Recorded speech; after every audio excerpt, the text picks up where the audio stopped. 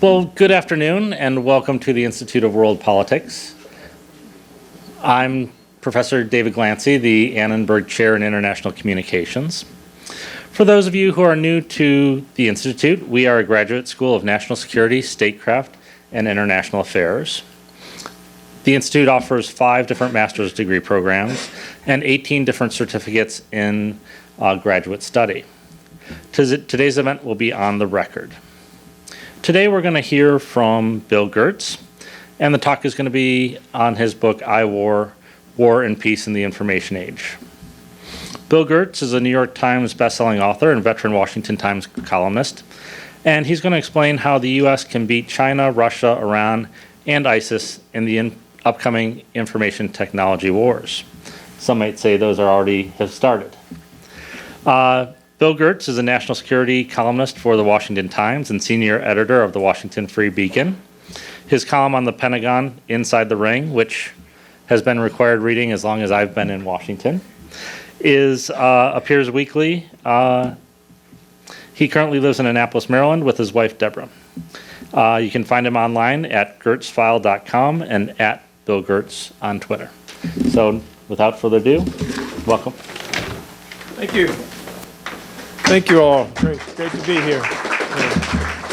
I'm going to talk a little bit about my book and the subject that it deals with, and hopefully I'll have plenty of time for questions, and if there aren't more questions, I'll talk more about the book.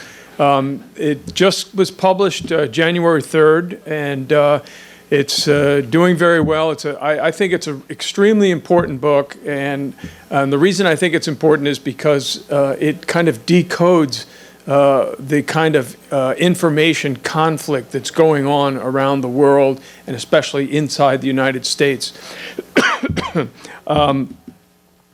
I'm not going to read too much. I have my notes from it, but one of the quotes I wanted to read is kind of the opening of the book, and it's from Angelo Codevilla, who probably many of you know as a national security strategist. In his 2000 book, Advice to War Presidents, he had this to say, and I think this really captures a lot of the essence of what I'm writing about in IWar.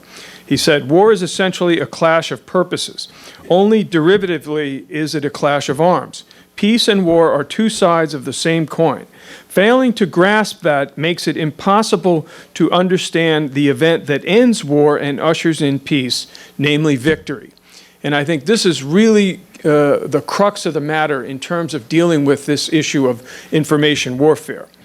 I divide information warfare into 2 categories, 2 general broad categories. The first is the technological or cyber side of it, and the second is the content or influence side of that. Just recently, this has really been in the headlines over the Russian influence operation targeting the U.S. election, and more importantly, the political fallout that has occurred after that, that's still ongoing at this time. Again, cyber is, again, a growing threat. We're starting to see more and more cyber attacks. They're escalating in the types and targets that they're going after. They're heading for our infrastructures, which have been identified as critical nodes, such as our electrical grid and our financial networks, which I think are the most critical, or if there is one critical network, it has to be the electrical grid. You attack that, you take that down, all the other infrastructures are going to be affected, as well as our entire way of life. Content deals with different things like media warfare or legal warfare or psychological warfare, which are specialties of the Chinese that we're seeing more and more of. Again, also traditional public diplomacy and strategic communications, along with secret or semi-secret operations such as disinformation, the use of false or misleading information to achieve strategic objectives. All these are designed to get the job done without resorting to direct military force. And this is, again, another common feature that we're seeing. We're seeing this evolution from the use of kinetic force, military power per se, to information power. It's really become the dominant element. I kind of see the first decade of the 21st century is really being dominated by the war on terrorism and countering terrorism. I see the second decade that we're in now as really this information war era. And I really try to highlight that in IWar. The ultimate danger of all this is that the peace and security of the United States, which is once really protected geographically by two oceans and peaceful neighbors, is really vulnerable now. It's changing because of the broad crossover of information. We're not going to see the end of kinetic warfare, as I think the conflicts that are ongoing show. And we're not out of the woods when it comes to nuclear warfare. But I think, especially as it relates to the major nation states like China, Russia, Iran, and North Korea, nuclear weapons are receding because they're less useful. They're tools to be used as part of larger strategic information warfare. Now, from the United States perspective, my argument in IWar is that the U.S. is woefully behind in dealing with this threat. We have almost no capabilities. We've lost tremendous assets that we had during the Cold War, and worse than that, we're also, our leadership, especially during the Obama administration, is completely misunderstanding the nature of the foreign threats and challenges facing the country. Under Obama, we've been sent this false political narrative that we're living in a postmodern world. The idea being that globalization, the cosmopolitan world, is really moving beyond the concept of national interest to more global cooperation. And this view is not accepted by our adversaries. And I think that's the key thing. Again, the globalization view has really argued that we really don't have enemies anymore, that whatever differences there are, they can be easily bridged. I see things changing much differently than that, especially as it relates to the Russians and the Chinese.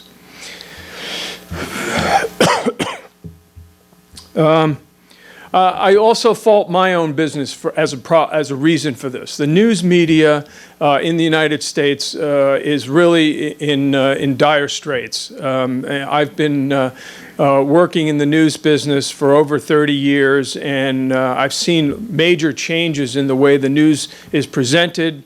We've seen the massive proliferation of news on the internet outside of traditional news outlets. When I started in the news business, you basically had the wire services, the major newspapers, and the networks, and that was it. And that was the people who were involved in news. That's radically changed now. We see much more open sources of news and information and opinion across a range of perspectives. My daughters are in their 30s, and they have a whole different approach to getting and reading news. And so I fault the news media for not focusing on foreign threats of information and other things as part of the problem that we have to deal with. So instead of this peaceful postmodern evolution that the Obama administration has posited, what we're seeing really is a new world disorder. And that world disorder is dominated by the Islamic State terrorist group on the one hand, China on the other. We have China, which is, despite its reforms, remains a nuclear-armed communist dictatorship that is promoting an anti-democratic, anti-capitalist worldview. And they're actively promoting that. One need only look at the headlines to see that here a communist leader, the likes of which we haven't seen since Mao in terms of power consolidation, advocating that as the leading voice for globalization at the Davos conference just this week. Again, what needs to be understood, and again, this is my point, is that the Chinese, for all of their reforms, remain a nuclear-armed communist dictatorship, and more importantly, they view the United States as their main enemy, their main adversary, and they're working actively to undermine the United States. It's not just that we talk about managing the peaceful rise of China from a U.S. policy perspective, but from the Chinese perspective, they see it as managing the demise of the United States. They're working to do that, especially through information operations. Of course, Russia has been largely in the headlines recently. Under Vladimir Putin, we've returned to a revanchist style of regime there. In IWar, I outlined the ideology behind Putinism. He basically wants to create a pan-Eurasian sphere of influence stretching from the Pacific to the Atlantic, and he wants everything in Europe and especially close to Russia to come under a Russian domination and Russian influence. He's, again, also advocating an anti-democratic worldview. And this is certainly leading to some unprecedented characteristics from the Russians, notably threats to use nuclear weapons against the United States on several occasions. In the Middle East, I think Iran is emerging as a new regional power there, and we saw that in the nuclear agreement that the United States led is not going to lead to a non-nuclear Iran. It's going to lead just to the opposite. If you read the fine print of the Iran nuclear deal, you'll see that this is just a kicking the can down the road, and it's a very dangerous can. It's going to facilitate Iran's, within 10 years or less, if it cheats, the Iranians will be free to develop nuclear weapons with the imprimatur of the world community.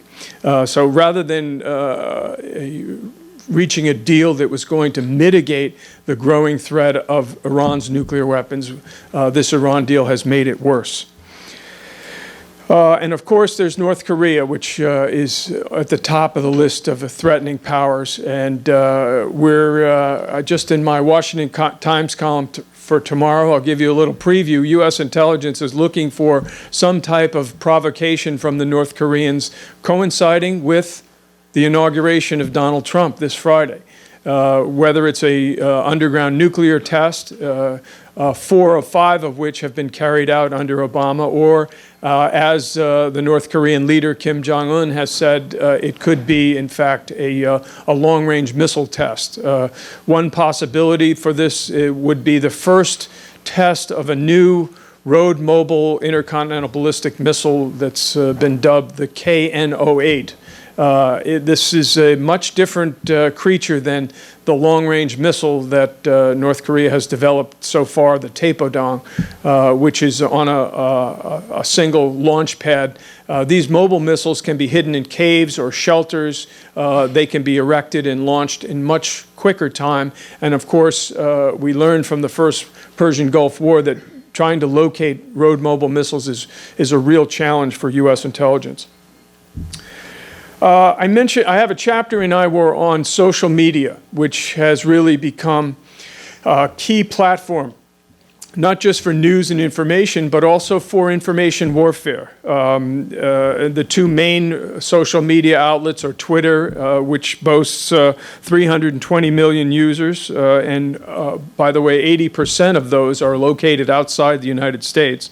As well as Facebook, which has an estimated 1.6 billion users, or nearly a quarter of the world's population.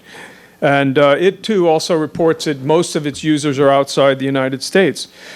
There are other social media. All of them are being utilized by the bad guys, as well as average Americans who frequently use them. I used to believe that Twitter was the future of news because it's such an important and rapid form of news communication. You can get in the book I talk about. I was visiting my brother in California, and I'm like most people. I'm constantly checking on my handheld to see what's happening in the world. And I remember the day of the Boston Marathon bombing, the first Associated Press reports came over on Twitter and said that there was an explosion at the finish line, and I immediately knew that something big had happened. And began to go into reporting mode and start to work to write a story about that. But that, I'm not so sure that Twitter will evolve into that. Financially, Twitter is struggling to try and make ends meet.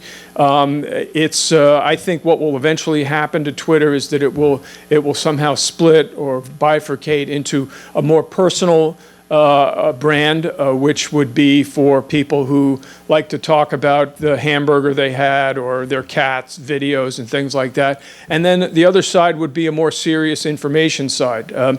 Twitter has toyed with setting up this kind of model, but so far it hasn't done it. So everything is all mixed and jumbled together. They'll probably figure out some new technological ways of making your own filters between personal and news Twitter. Information warfare is rapidly becoming the new mode of strategic international conflict with the expansion of the internet and other information-based networks and technology.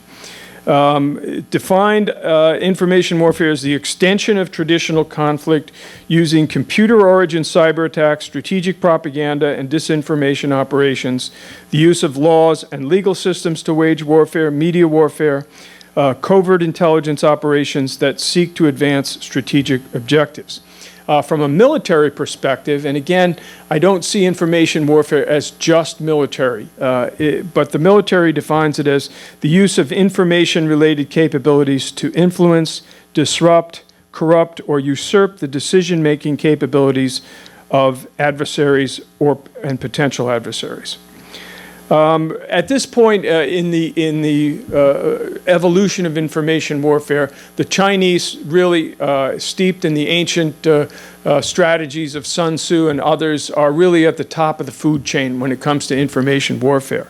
And I think that one example of that has been Beijing's strategic deception operation to convince the world that China is not a threatening power.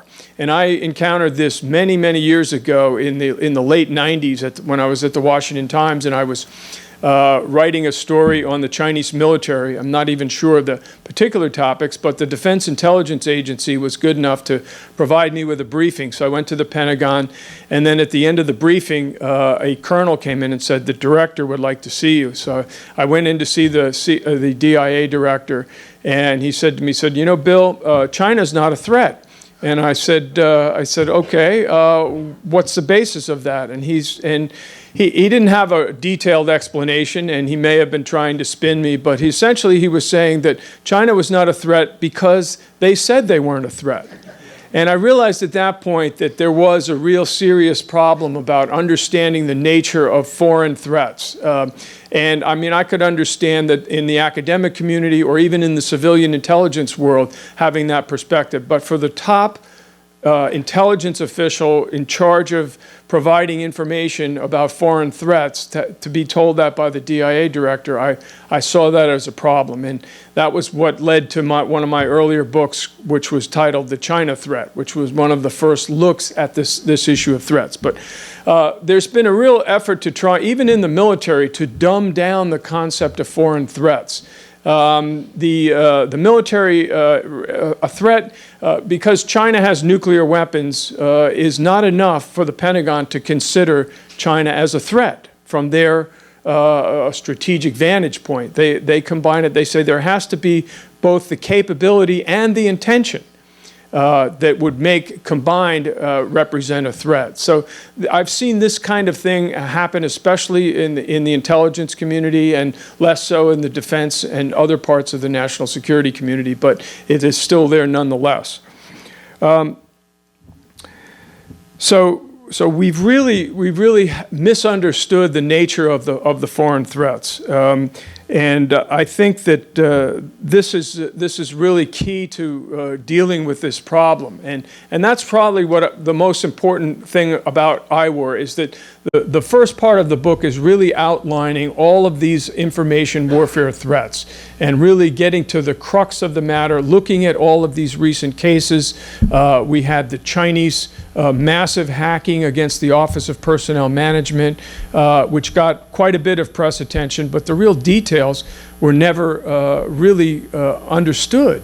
What happened there was that they were able to break into these networks despite the fact that there had been ample warnings that the security of those networks, which house the entire U.S. government's personnel file system, and anyone who had a security clearance, anyone who had a background investigation, this information is gold mine for an information warfare power like China. It's not just espionage. And that's been one of the things that I was really surprised by. Just 2 weeks ago, the Director of National Intelligence was questioned about the Chinese hacking of the OPM. And his response really shocked me. He said, well, this was just espionage. In other words, we do espionage, therefore they do espionage, so we really can't criticize the Chinese for this. And he used the term, he said, oh, we would be like somebody living in a glass house throwing rocks. That's completely the wrong thinking. That's defeatist thinking. And it also misunderstands the nature of counterintelligence. In other words, he was basically saying we can't stop their intelligence operations from conducting cyber attacks.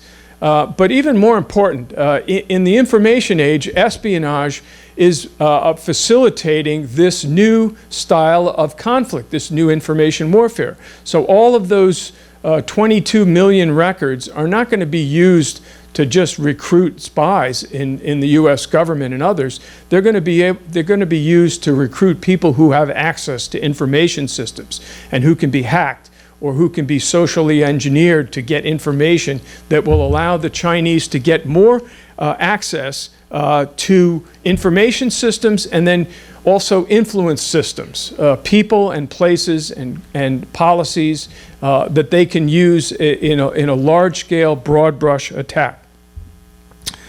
I also look at the issue in IWar of political correctness, which I kind of identified as basically a kind of domestic information warfare promulgated by the liberal left of the political spectrum. And political correctness got a lot of attention during the last presidential campaign when Donald Trump made it a central issue in his campaign. And he didn't spend a whole lot of time on it, but he clearly was targeting political correctness as destructive of the American system and American values. And clearly I address this in a major way in looking at how it's used, how it's undermined the country, and how it's weakened the country, and how we need to counteract it. Again, political correctness has reached almost fascist levels on university campuses today, and I think it's one of our biggest problems. As I note in the book, I said it's turning the phrase "land of the free, home of the brave" into watch what you say and fear any politically incorrect utterance. Okay, all right. But Siri wanted to talk to me there for a second. Yeah. So in the solutions part of this book, I think I could say I present a very dire picture that we're losing the information battle on many fronts. And then I present a lot of proposals in the back of the book to really try and figure out how to fix these. And I go into great detail or present a really important outline of how to fix these problems. I look at the background of our information warfare capabilities, stretching back to the OSS, the Office of Strategic Services. I've uncovered a really valuable speech by William Donovan, Wild Bill Donovan, the first head of the OSS, where he talked about using psychological warfare. In the OSS, they called them morale operations, because in World War II, it was his job not just to do spying and intelligence collection, but to do morale operations to attack the enemy's morale. This was seen as a critical element of World War II. Again, it was full-scale war. It was understood. It was clearly understood. Today, we're not in a situation where we have full-scale war, but yet, from an information warfare perspective, we're clearly under a full-scale information warfare assault. The systems we have today are basically the radio broadcasts, and that's the Voice of America. I just went on the Voice of America Persian service to talk about the Iranian chapter of my book, and it was beamed into Iran, and it was extremely popular. There's a real paucity of valuable information in Iran. The Iranian government tries to block VOA broadcasts, but the response from this recent broadcast about the need for countering Iran's Islamic regime was really positive. And like I say, the Iran chapter of the book really looks at Iran as a growing information warfare threat. But right now, a lot of the systems that we have for the radio broadcasts, especially under the Obama administration, have been weakened by weak leadership. There's a unit called the Broadcasting Board of Governors, which oversees the VOA, as well as Radio Free Europe, Radio Asia, and a number of other broadcast elements. They're not targeted, they're not focused. They all recognize the morale in those places is very low. This is something that really needs to be upgraded. Radio is just one form of communication, and clearly in the information age, it is not the most significant. So that's one area that really needs to be developed.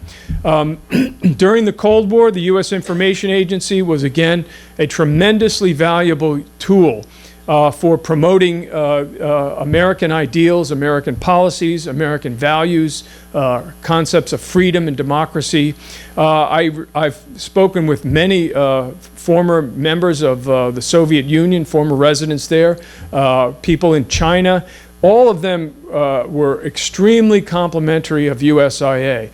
This was a place where you could get unfiltered, accurate information, and it was extremely it quenched the thirst for truth in those denied areas where they had no real understanding of what was going on in the world. A little bit about myself. I've had a kind of a front row seat in this transition from the non-information age to the information age. I started at the Washington Times in 1985, and when I first got there, we used IBM Selectric typewriters to type our stories, type them up, edit them out, turn them over to someone else. They would eventually be put into a computing machine or a printing machine, and it would become the printed paper.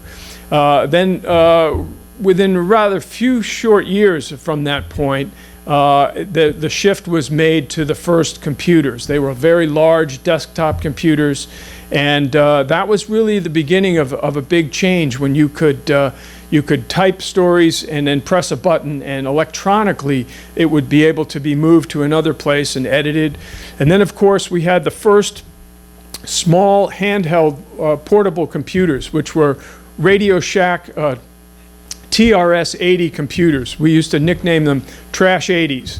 And this was really a major breakthrough. They only had a screen about this big. It was a liquid crystal screen. You could connect it to a phone line, and if you were lucky and the other line was open, you could hear this grinding noise, and then you'd get a connection, and you'd be able to send remotely your story without having to physically go back to the newspaper and, again, turn in your copy or type it on another computer. This was really a step forward. And, of course, now, I mean, think about in the last 30 years, we've seen an incredible explosion in information technology where we have now you can just talk into a device and it will transcribe what you say. And video and print is being merged together. That was revolutionary. So we're in the middle of an information revolution, and guess what? We're only at the very early stages of it. We don't even know what's coming next. I mean, I'm sure that our national laboratories are working on new and cutting-edge information technology and different things. So this is really an exciting time. So we're just at the beginning stage of this. What's next after handhelds? What are they going to do? We don't know. Will it be some type of implant in your brain that you can actually communicate electronically? Who knows? But again, this thing is moving very fast, but we're only at the beginning stage of the information age. Yeah, a little bit about myself again. I've really had a great career. Been covering Washington, I guess say since the 80s. When I first started, I began my career covering national security, and we had, in 1985, we had something called the Year of the Spy. And it began with the John Walker espionage case, which was one of the most damaging spy cases during the Cold War. The defense secretary at the time, Caspar Weinberger, said that if there had been a conflict between the Soviet Union and the United States, that this spy case was so damaging that it may have helped the Soviet Union to defeat the United States.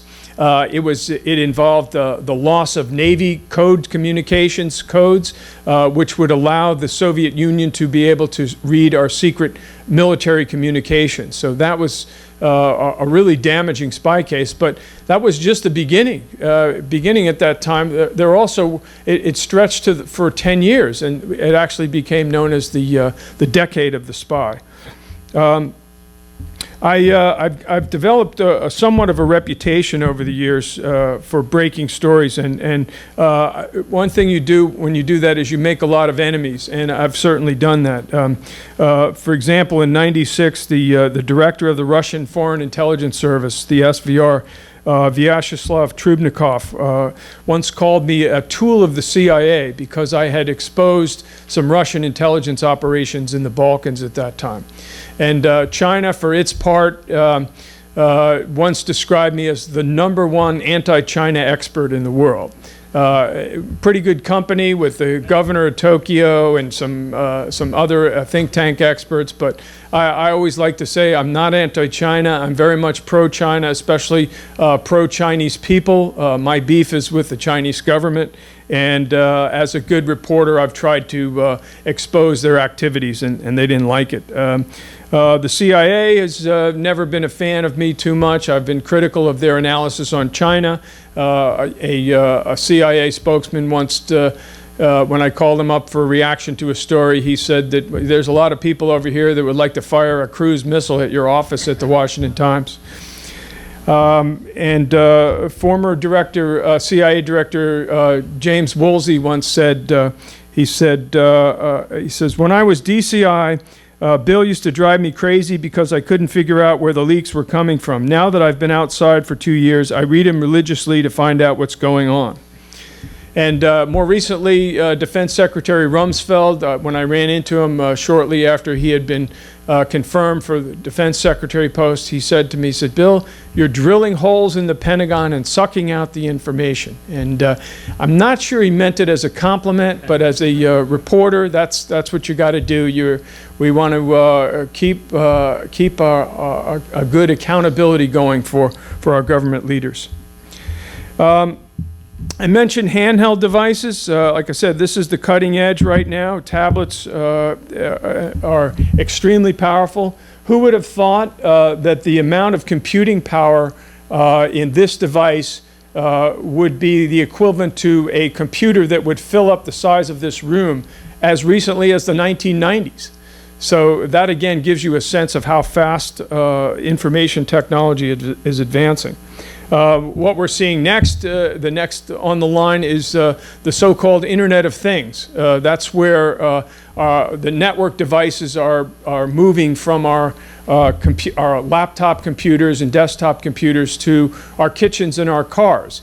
And we just saw a recent example of this in October when there was a major attack on an internet hub called Dyn, a company called Dyn.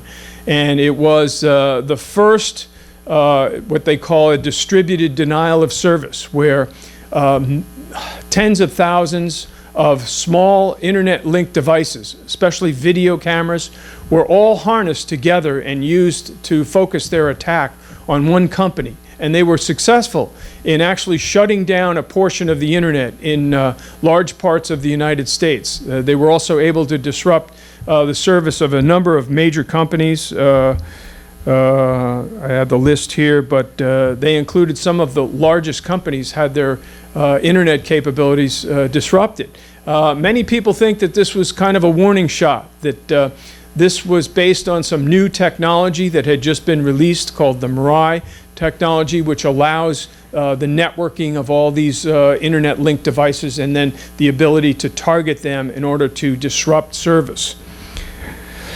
I think at the high end of the information warfare conflict, and I have a section in the book that deals with this, it's on China. I present a fictional scenario of how it would happen.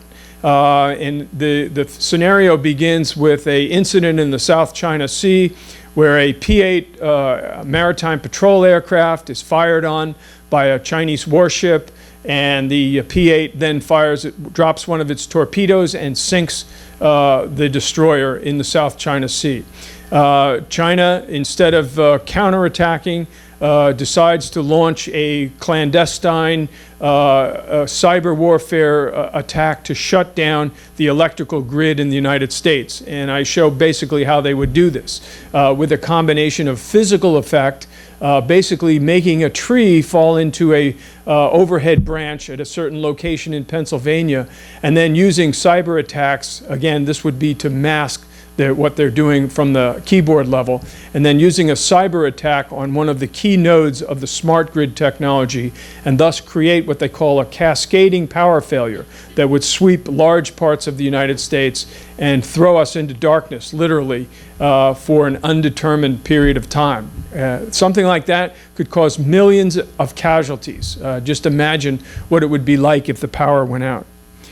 The bad news is the Chinese and the Russians have already been detected inside of these infrastructure networks, doing what they call cyber reconnaissance, the ability to map these networks, figure out entry points, and most worrying, plant secret software that is almost impossible to detect, that may communicate with Moscow or Beijing perhaps once or twice a year. This stuff has been out there. This is not fiction, not science fiction. It's the real threat.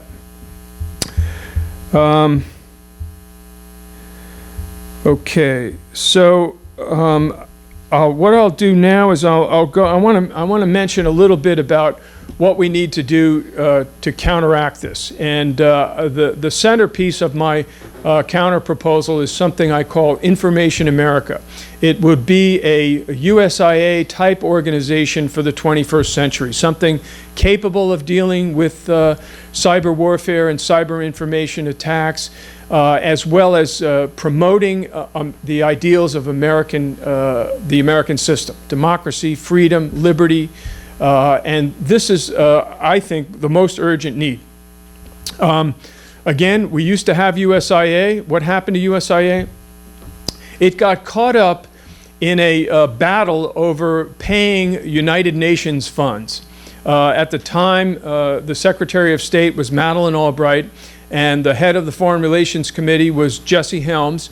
And Jesse Helms did not want to pay the UN dues. It was an anti-American organization that was speaking out vociferously against the United States. Somehow or other, a deal was made between Albright and Helms to pay the dues. And as part of that, Helms wanted to get rid of another agency of the State Department, semi-independent, called ACTA, or the Arms Control and Disarmament Agency. And somehow as a result of this, and the details I was not able to fully uncover, but in any case, in paying the UN dues, the U.S. got rid of both the USIA as well as the Arms Control and Disarmament Agency. And what was left of it was folded into the State Department in the person of a new Undersecretary of State for Public Diplomacy. And that has been an utter disaster. The most recent guy who was in charge there was a former Time magazine journalist named Rick Stengel, who liked to say in public, "We're not waging a war of ideas against ISIL. They're bereft of ideas and they're not worthy of attack." And so basically he was surrendering in the war of ideas against the Islamic State, which to me is the largest dereliction of policy on the part of the Obama administration. Let me just briefly say what I think about that. The war against the Islamic State should have been won a long time ago. And the reason it hasn't been won is because the Obama administration deliberately decided early on that they were not going to attack the ideology of the Islamic State. In fact, worse, they were going to farm out that responsibility to many of the Middle East states, notably Saudi Arabia, which advocates its own form of Islamic extremism called Wahhabism. The result has been the policy has shifted to a physical, kinetic-oriented military and intelligence strategy of killing al-Qaeda leaders. Now, I'm not opposed to doing that. I think it's an important part of the war on terrorism, but what happened? We killed off a generation of al-Qaeda leaders, and we produced an even more radical offshoot of al-Qaeda, which we now see as the Islamic State, which is advancing and progressing. It's moving rapidly into the United States. And I highlight that in the book, that this ultimate failure, the ultimate solution to that, again, going back to how to bring about peace, it's to bring victory. And the way to bring victory over al-Qaeda is basically to defeat their ideology. We did that in the Cold War. And in fact, John Lunchowski of the Institute here took part in an excellent book called Fighting the Ideological War. And it's basically, they're advocating using the same tools that we used during the Cold War to defeat the Soviet Union, to defeat the Islamic State. That's really the key. And until we do that, we'll never be at peace with Islamic extremism. Back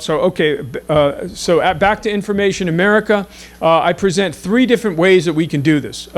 One is to do a government organization. If it's a government organization, it should be separate from the State Department, the intelligence community, and the Pentagon. And here's the reason why. If it's dominated by the intelligence community, everything will be secret. That's the culture. It needs to be, this is an information age, and it would not work if it's dominated by the secrecy culture of the intelligence community. For the State Department, it would be what I would call diplomacy impaired. In other words, the State Department wants to have good foreign relations with foreign countries. Therefore, they're not willing to wage information warfare against ideological enemies. As for the Pentagon, definitely they have a role to play in information warfare, but their specialty is killing people and breaking things, which is what the traditional military should be about. So all of them can contribute to it, but it should be either a separate agency of government, or perhaps it could even be something in the private sector that wealthy American philanthropists, perhaps from Silicon Valley and other places, they could put up the money, and then they could do this kind of countering lies and disinformation and promoting American values there. More likely, the final solution, if they do something, would be to actually have a combination of both parts. That is, making it supported by the government, but run by the private sector. That's always been a challenge. There are very few public-private partnerships that actually work. I should also go back and mention that one of USI's most successful counter-disinformation programs, which I highlight in IWar, is called the Active Measures Working Group. It was set up by a number of people based on the fact that the KGB, the Soviet KGB, was really stepping up its game in trying to discredit U.S. officials, including high-level U.S. officials, the Defense Department officials, Secretary of Defense, the UN ambassador at the time, Jeane Kirkpatrick. They would put out forged documents, especially in third world countries, and then have those documents and stories that were written about those documents replayed through Soviet state media. So the Active Measures Working Group was really one of the most effective interagency groups to really counteract the lies and disinformation of the Soviet Union. Something like that needs to be set up as part of Information America as well. I'm also calling for the creation of a new U.S. government cable television network. Of course, this has been shot down by a number of people say, well, it have no credibility because it's from the U.S. government. Well, I think we need to learn from our enemies. They have 24-hour news, cable news and television outlets. RT is the mouthpiece for the Kremlin. It's a propaganda outfit. It's hired a number of American journalists. The Chinese as well have a 24-hour cable capability. We've got to take part of the fight, and I think that that's a really important tool to use. Okay, I'm going to stop here, and then hopefully I will have inspired some questions, and we can have any further discussion. So let's start now. Yeah, please identify yourself as. I'm Brandon Weichert. I'm a recent graduate of the Institute. I run a geopolitical website called Weichert Report, and I also contribute to AmericanGreatness.com local commentary. Your point, I've read you for a while, so big fan. But your threat assessment of the four threats. Normally, information warfare operations is a form of prepping the battle space. Do you think, and I've asked this to other people, do you think that perhaps there is a very real risk of another great power war around the corner? That this is kind of any one of these four powers, China, Russia, Iran, or Korea, this is part of a larger push to weaken us so that they can have a chance of defeating us in combat, perhaps?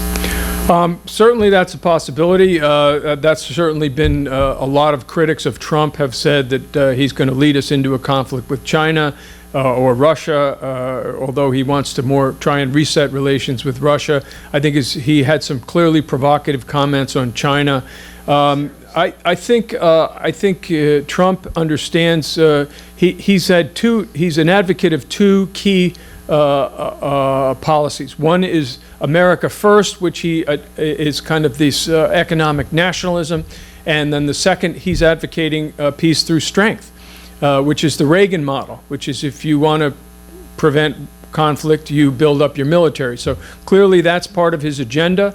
I would argue peace through information strength, that a lot of these world problems can be mitigated with a powerful information warfare capability or information power. Under Obama, it's been severely weakened. Another example is the case of the Islamic State terrorist group. Intelligence operatives, when they had uncovered information that could be used to have one terrorist kill another, they were not allowed to use that, because that was considered a violation of U.S. law. That somehow, for example, they had information that one terrorist was into child pornography. All they needed to do was leak that information to another terrorist, and they would kill off the terrorist, or hopefully that would happen. But they weren't allowed to do that. So we were basically fighting with our hands tied behind our back. If we develop this capability, I think it can actually bring about a greater stability and greater world peace. Yeah, sure. Lawrence Bear. Yeah. Two quick questions. One is I read recently that China just announced this fastest supercomputer in the world. Do you see this sort of like developing into this battle of these AI supercomputers battling against each other? And if so, what's the implications of that? And then sort of an aside, what's your thoughts about Rudy Giuliani as our protector of internet infrastructure? Well, on the AI computer power, I think clearly that's the direction the Pentagon's heading. On automation, drones, automated warfare. It's certainly a capability, but I think that there'll always be key humans involved. So that's, it's clearly the one area where the U.S. can excel. And the Chinese are, basically, they've been able to excel because they've stolen what they've gotten from us or from other high-tech powers. The level of information theft has been massive. One of the documents revealed by Snowden showed that the huge amount of terabytes of information that have been stolen on not just defense industrial secrets, but also on all of our key weapon systems, from the F-35 to the F-22 to the C-17. As for Giuliani, I don't know. I mean, he was a good mayor. We definitely need to step up the game. I've gotten the copy of this book to General Flynn and General Mattis. I know that they're both big on information warfare. And in fact, I quote General Flynn in the book. So hopefully we'll see some positive changes in the new administration. Yes. My name is Ann Broom. I'm just a big fan, been following you since the 80s. I wanted to mention that I happened to have been invented the CSIS yesterday, and James Glassman, formerly of the State Department, the Undersecretary for what they call public diplomacy, Right. put forth that the U.S. Information Agency should be reestablished very explicitly. But the discussion there was all within the framework of this thing, PD, public diplomacy, I guess it is. And that was, and it seemed to be that was a information war kind of thing. Is that just a new way of phrasing it? Is that just another State Department euphemism, or is that an avenue kind of along the lines of what you're talking about? Well, no, yeah, public diplomacy is like one piece of the puzzle. It's it's a part that has not been utilized properly. Diplomacy is the art of getting along with your neighbors and using diplomatic means to achieve ends. And clearly, what we're facing in terms of an information warfare assault is not limited to public diplomacy. I think that's kind of a catchphrase for what the government calls its propaganda and counter-propaganda efforts. I think we need to get over the fact that we got to use propaganda. We got to be able to counteract it. We need to have better communications capabilities. It's just a different level of problem than it was 20 years ago, and we have to get smart on it, and we're not. We just, like I say, we're under assault. I mean, that's what I'm not a big fan of D&I James Clapper, but he testified recently that we need a new USIA on steroids, he said. So that idea is out there. The recently signed defense authorization bill calls for the State Department to create a new Center for Global Engagement, which is again designed to deal with this problem. Unfortunately, I think if it's within the State Department, it will be, as I say, diplomacy impaired. The State Department's current view of diplomacy is that it should highlight all of the great things that the State Department is doing in their diplomatic exchanges. It's not to deal with real-world problems and try to find real-world solutions. Yeah. Yep. Hi, Carl Gollivan. Can you please comment on the history of CIA's Operation Mockingbird and the extent to which it even today is domestically propagandizing the American population? And secondly, on a lighter note, China invented it, well, paper money was invented in China. So maybe you can query your Chinese counterparts on whether in 1913 they were instrumental in prompting the Federal Reserve, knowing ultimately it would end badly. Yeah, I'm not familiar with Operation Mockingbird, so you got me on that one. And as for the Chinese, well, they also think they invented bureaucracy, but their strategy is clear. They view us as the enemy. I think that's what we've missed the point. The argument has been we've had a 30-year experiment in Chinese relations that says if you trade with China, it will have a moderating impact and lead to reform. It hasn't worked. In fact, it's failed utterly. China has become more repressive. It's become more ideologically communist than it was even a few years ago. And I think that with a good information warfare capability, we could help China make a real transition from a communist system into a more democratic system. Yep. That's been a career in the United States.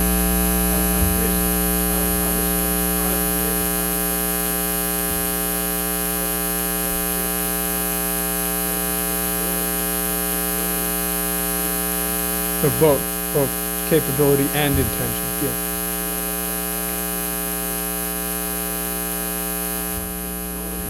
Yeah.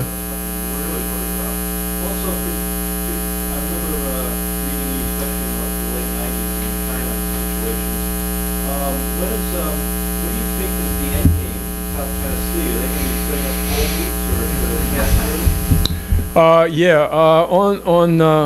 well, capabilities and intentions was, I've heard it shift. I've always thought and heard that it was, if you have nuclear weapons, doesn't matter what your intentions are, it's capable of dropping a nuke on one of our cities, then that's a threat. But they've tried to dumb it down by saying that, well, unless they have the intention with the capability, and that has become kind of a groupthink, I think, within government. On the South China Sea, I covered this pretty well in IWar, and it's basically that they want to drive the United States out. They're making historical claims, and they've done it in a very, very sophisticated way. Like I said, they've done it to try to stay below the radar. They built up 3,200 acres of islands, and they did it at a time when the U.S. stopped doing freedom of navigation operations, which basically made those waters international open waters. The reason was because the Obama administration political appointees did not want to upset the Chinese, and the military commander at the time in the Pacific, Admiral Locklear, didn't push it. So for many years, 3 or 4 years during that period when they were beginning to build these islands, there were no freedom of navigation operations. The new guy, Harry Harris, came in, blew the whistle. Congress got on it. McCain made an issue of it. The Defense Policy Board made an issue of it, and we started doing them again. But it was too late. They had built 3,200 acres of islands, and now they're beginning to militarize those islands. And how are they doing it? They're militarizing them with missiles. Now, they're doing them with point defense missiles that have a range of maybe a mile. But this guy at the Pentagon said these missiles can also be quickly replaced with C-802 anti-ship cruise missiles that can knock out ships at long distances. So again, it's under the radar. They've tried to do it, and they're trying to claim that it's their territory. Yeah, in the back? Yeah, you said information through my intelligence officer to get one terrorist killed. My question is, how do we know if that intelligence officer doesn't look upon America as friendly against America? Well, you know, there are checks and balances for that, you know. Yeah, I mean, yeah. I think we're the good guys. I know, I can tell you one of the problems with the intelligence community today, lawyers. There are lawyers at every level, and they can't, it's to the point where they can't do anything like that. And there's going to be, there should be, if they're going to reform intelligence, they're going to have to reform those legal restrictions and risk-averse policies that are prohibiting it. What about fake news? Well, I think fake news is, yeah, part of the problem. I think this recent dossier by a former British MI6 officer is a classic case. I read the document. I think it was a very sophisticated Russian-made forgery. It was a combination of factual information with lurid, sexually provocative smear tactics. And the way it was handled by the U.S. government, I think Donald Trump was rightly angered by it. I mean, what they did was that rather than use the actual document, they wrote a classified 2-page memo of it. And then that was leaked. And so that had the imprimatur of the U.S. government giving credence to this false document. It was a classic example of disinformation. What should have been done months ago when this document was circulating, if we had information in America, we could have said, we caught it. Here's a false defamatory document. Now, there are risks to doing that because it highlights the defamatory information, but it's just something we've got to be able to deal with. Yeah. Okay, yes.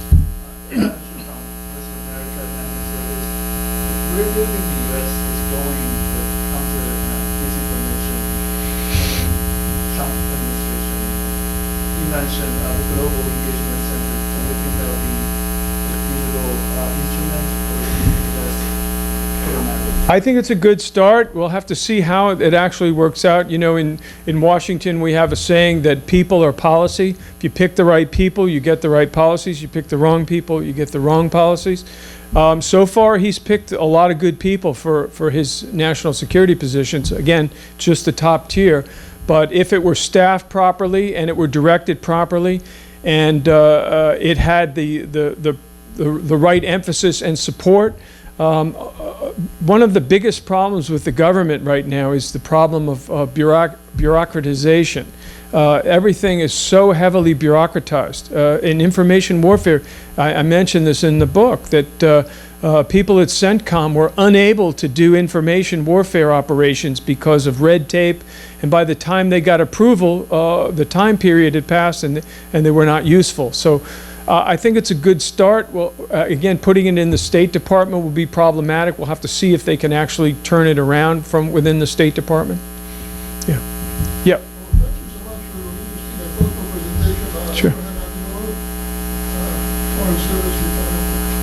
My question is, in what way the conventional armed forces, the Army, Navy, Air Force, could be utilized to enhance the information age strategy? They're already existing, and they have a lot of apparatus, infrastructure, and expertise, and so on. In what way they can be activated to support the mission? Yeah, it's a big problem. Right now, military information warfare operations have been severely restricted by a dominant, what I call the public affairs culture. And the public affairs culture is the people who deal with the press. And they're afraid of anything that's going to impact the military's relationship with the press. And so that's really been a problem. I went to a conference a number of years ago from a group called the Association of the Old Crows. They do electronic warfare.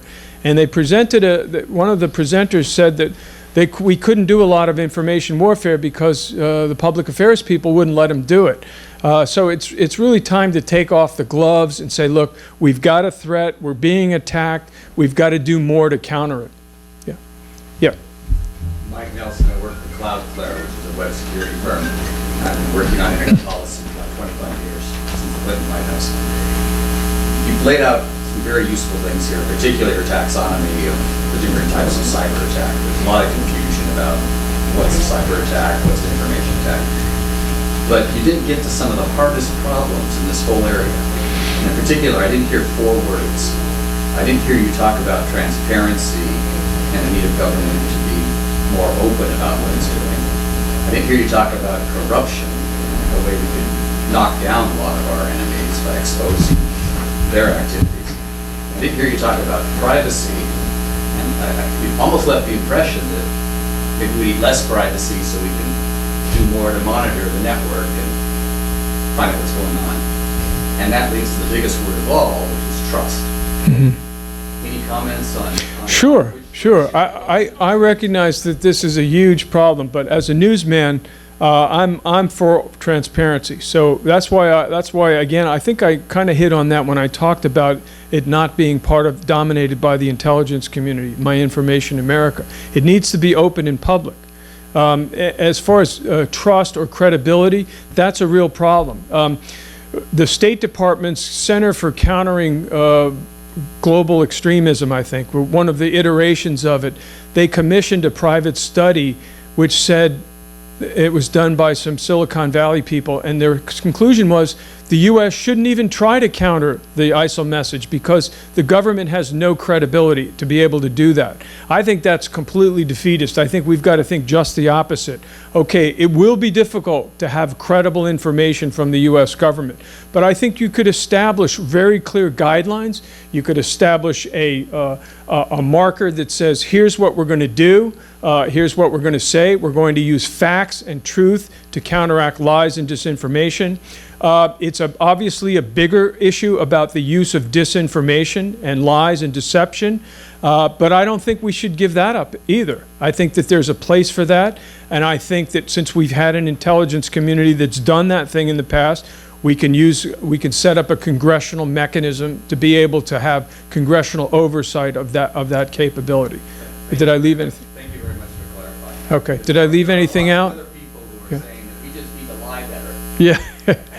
Yeah. That's what we did. Yeah. No, I'm saying that I think we can use truth and facts in a way that's done in a sophisticated information age way that will have a greater impact on the lies and deception. Privacy, I did not deal with that, but yeah, it is a big issue, especially in the tech community. and the libertarian community. Again, if you're talking about warfare, and I'm talking about warfare, I'd say that we declare war, we declare information war, then you do it as a warfare style, like Wild Bill Donovan and his morale operations, with the objective that there has to be an end state. And the end state is bringing about peace. And peace is when your enemy is no longer a threat to you. That's defined as it. But yeah, it certainly is an issue that I haven't addressed as much. Yeah. Thank you very much for a Sure. very interesting talk. Yeah. I agree with most everything. I should say I'm over a 10-year veteran of the two agencies you talked about, information, USIA and the ACDA. I thoroughly agree it can't be in the three areas that you said. I would disagree that it can be in the private sector primarily because it is a government function. However small you want your government to be, public diplomacy, countering false information is a government activity. You can use private sector agencies and give grants and so forth, but it needs to be within the government. A broader thing that I guess more of a suggestion to think about than an agreement or disagreement. Information is a very peculiar thing in a couple of senses. One, some information is only valuable if very few people know it, a secret. Some information is only valuable if everybody knows it, driving on the right side of the road.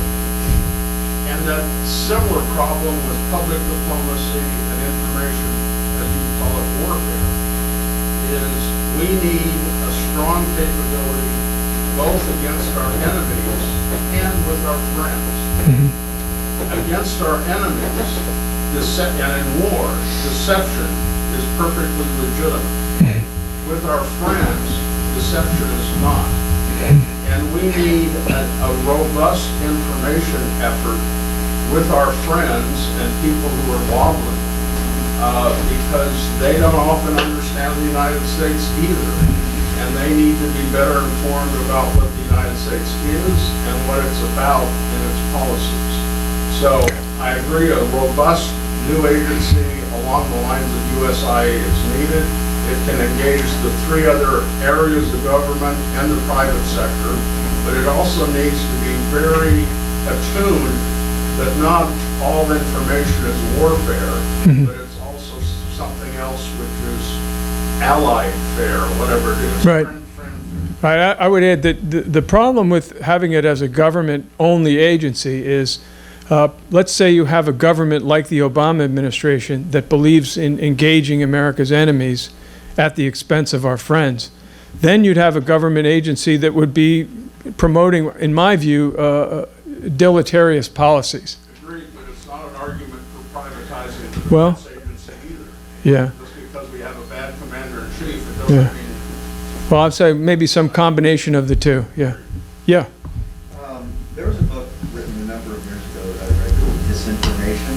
He laid out, as the head of the Bulgarian Secret Service, and he laid out the whole Russian propaganda scheme, and it was very enlightening.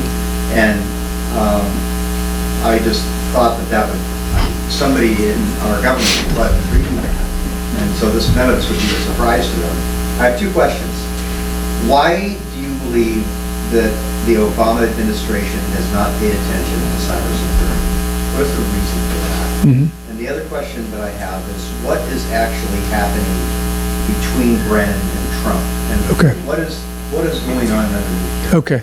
On the first part, I covered this in IWar. Basically, going back to 2011, the intelligence community and national security community went to Obama and they said, they presented options. They had a deputies working group to look at what do you do.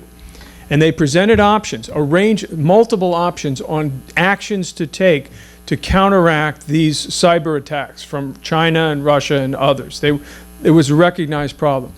Obama rejected them. The reason he rejected them was he thought they were too provocative, and recently, I think as recently as October, when the Russian hacking allegations came up, he kind of tipped his hand and he said, well, we don't want this to turn into the wild, wild west. We have offensive capabilities. In other words, he was afraid that taking assertive or aggressive counterattacks, cyber attacks, would trigger a larger cyber war that could lead to the networks going down and destruction. So that basically that was it. But he has been urged both by the private sector and the government to do more.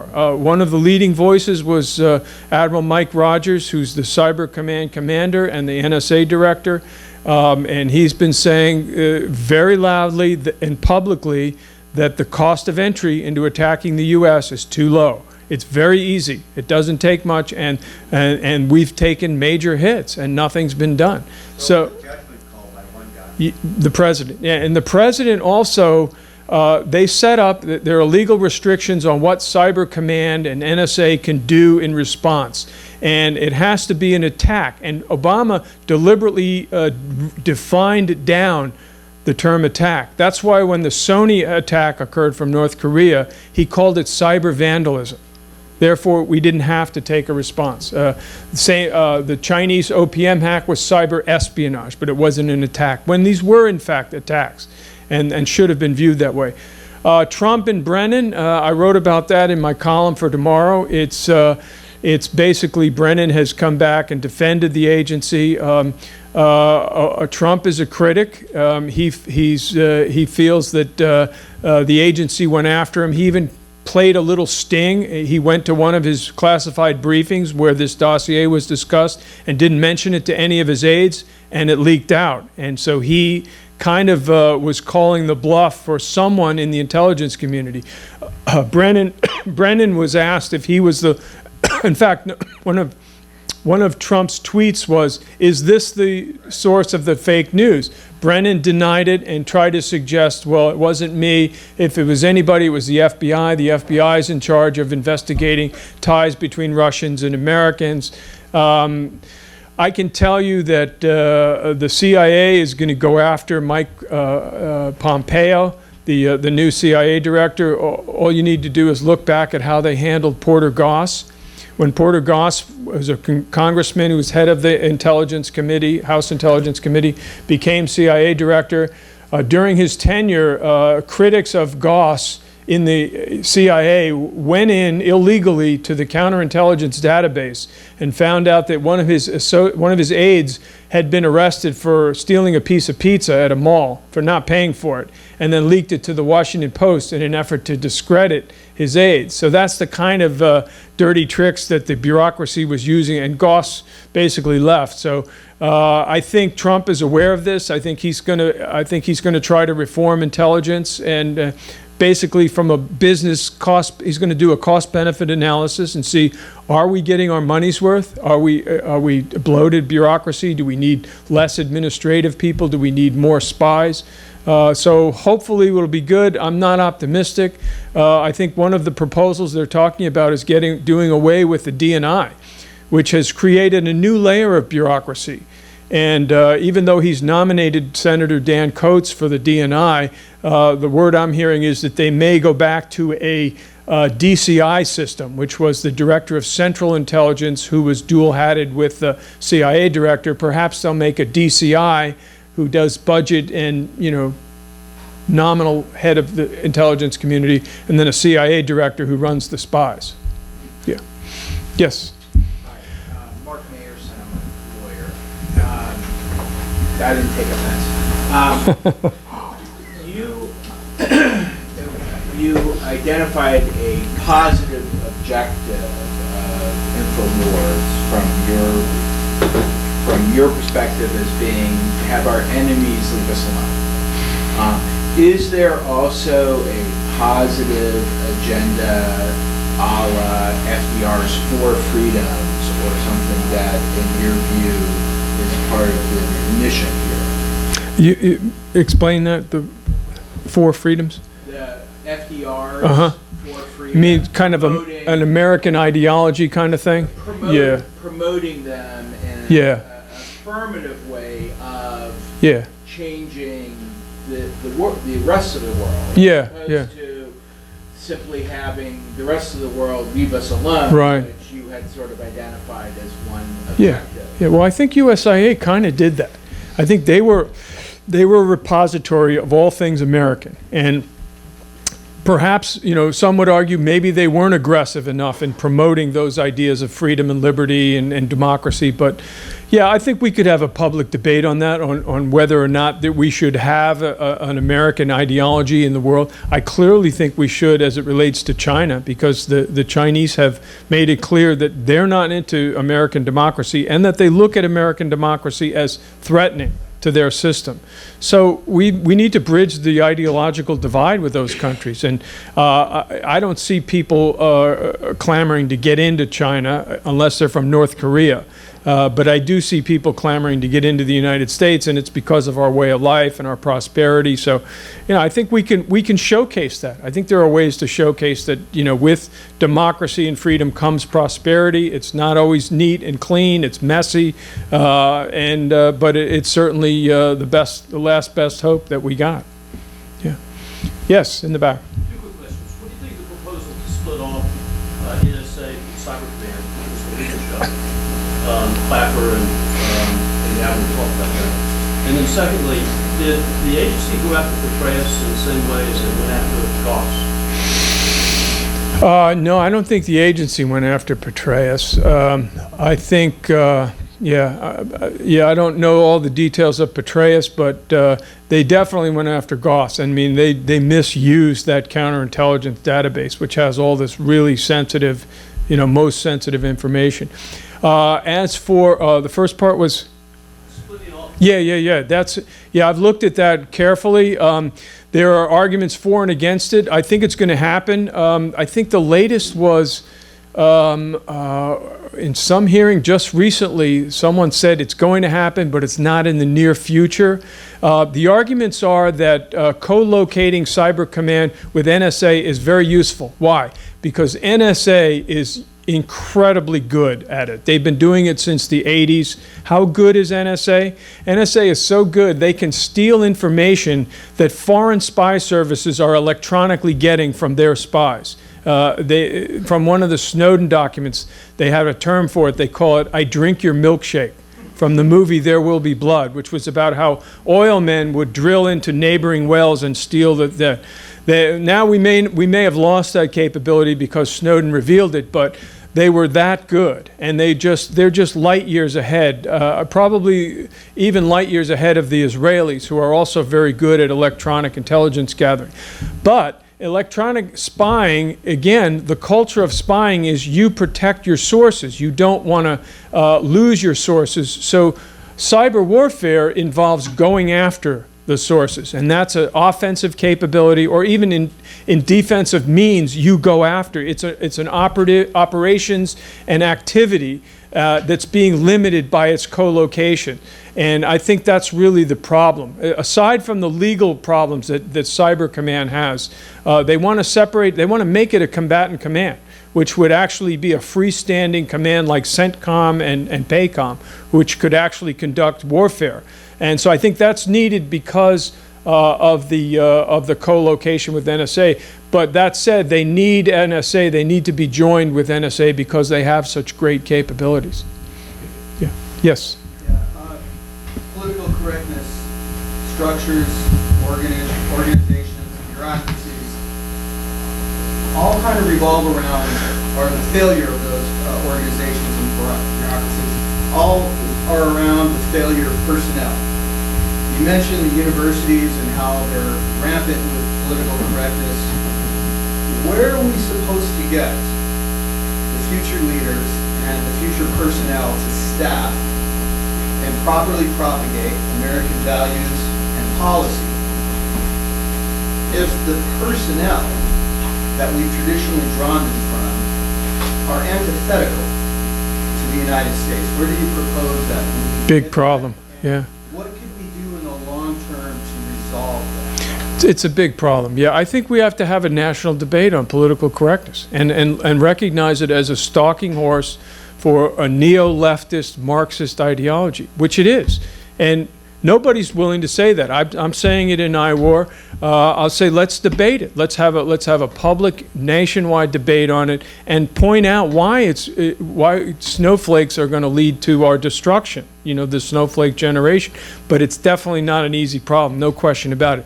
Another problem is Hollywood.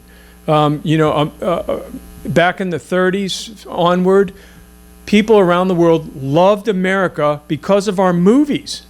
And they were tremendous. Now, all of our movies, the bad guys are made the good guys. The evil people are made the good guys. It's a total reversal. America is made to look bad. All of their institutions are bad. The military, the corporations, the government, the intelligence communities. So we need, that's where the private sector could come in and fund a studio that would be producing patriotic-oriented movies from a pro-American perspective. I think we have time for one more question. Okay, I'll take that in the way back. I'll take both you guys, and that'll be it. How come no one at OMB was prosecuted over that? And you say NSC is so good at NSA. And, do we know as much about the Chinese as they know about their government as we know about ours? Probably not. Right. What was the first part? How come no one at OMB? That was the bureaucracy protecting itself. You know, that they tend to do that. They did fire Archuleta, the director of the OMB, the OPM, because she was warned. She was warned several times. We have vulnerabilities, and she took no action. So they fired her. But After 6 months. yeah. And the second part was. The Chinese Oh.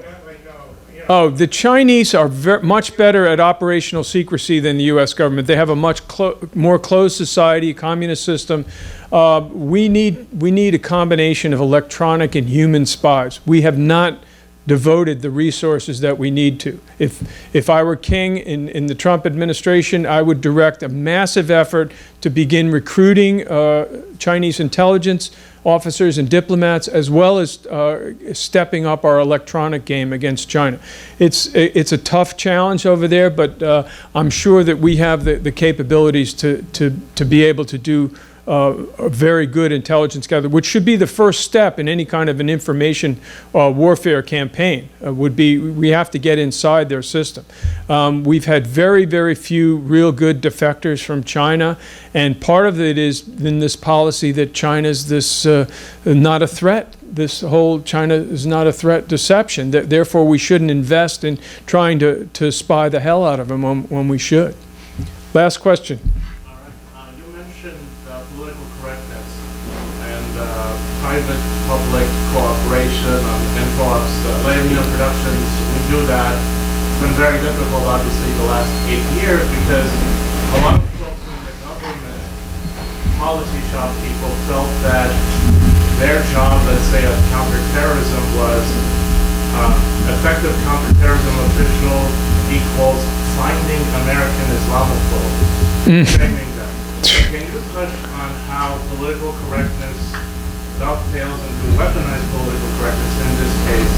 I'm not sure if it's visible. Yeah, I do. I deal with that. I mean, I think that's what helped cause some of the massive attack, the Orlando attack. They had multiple indicators that this guy was a terrorist, and because of fears of being accused of being an Islamophobe, the FBI I'm talking about, they dropped the ball. I mean, it was a major failure, and it led to the deaths of 49 people. And I detail that in the book and say that we've got to get over that whole issue.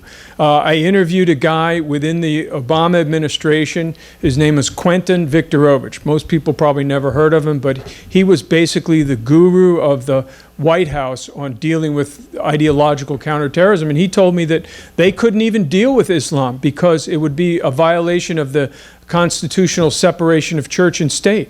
This is a totally ridiculous argument. That clause is to prevent the establishment of a state religion. It's nothing about countering a violent Islamic extremist movement, and that's why we've been disarmed in that battle. All right, thanks very much. I'm going to be signing books, I think, here. Okay. As a